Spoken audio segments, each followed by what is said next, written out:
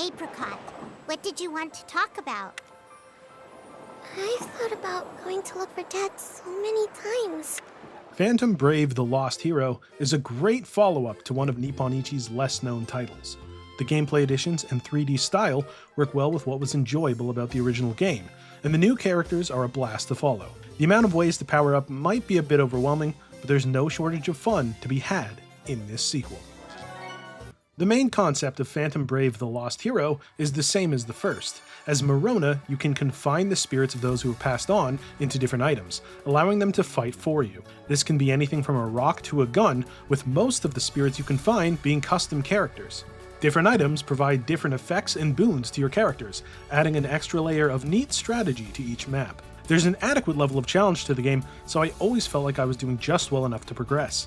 The new Confriend mechanic, which lets Morona essentially fuse with an ally for a few continuous turns, is a fantastic addition that provides you with a new tool to take on tough stages with. Similarly, being able to confine into devices like fans, catapults, and cannons provides a whole new level of fun to combat, as you can devastate enemy teams with proper planning.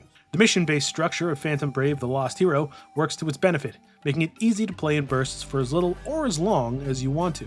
There's also a ton to do back at Skull Rock Island, your base in the game, in between stages. There are dungeons to explore, request missions to take on, and a remarkably deep number of upgrade systems. That being said, these systems can feel a bit overwhelming at first, as there are quite a few ways to level up your characters and improve your items through titles, the juice bar, and more. For those more accustomed to a straightforward progression system, and even more seasoned RPG players, this can be a bit hard to wrap your head around, but the tutorials are handy and help it all make sense.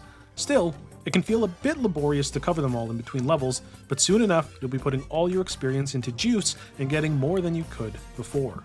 A good portion of the story, as you might expect from the title, doesn't feature Ash, leaving Morona to find new allies to fill the character's void in the search for this lost hero. These new allies are a delightful bunch, from the lovable rogue Rowan to the determined youth Urumi. I found these new allies to be a great bunch, both in combat and in story, as each one has an intriguing backstory that shows off both their unique, distinct characteristics and Morona's compassion. The dialogue throughout is funny and occasionally moving, feeling like a worthy continuation of Morona and Ash's story and a strong start for the rest of the cast. The 3D models look good and serve as a suitable translation from the pixel art of the original Phantom Brave, and The Lost Hero does have a lot of fun special attack animations, especially when you're doing the Confriend function. The Confriend ones do stand out, but all of them look pretty nice, with the designs of Morona's fusions looking very cool. The voice acting and music are stellar, with a few tracks immediately getting stuck in my head. All in all, Phantom Brave: The Lost Hero is a strong sequel to what was perhaps Nippon Ichi's most unique title.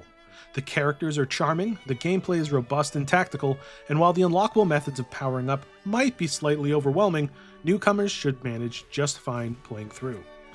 MonsterVine is giving Phantom Brave: The Lost Hero a 4 out of 5. For all the latest reviews, previews, and interviews from MonsterVine, be sure to check out monstervine.com, as well as for our Game of the Year coverage, which is currently ongoing.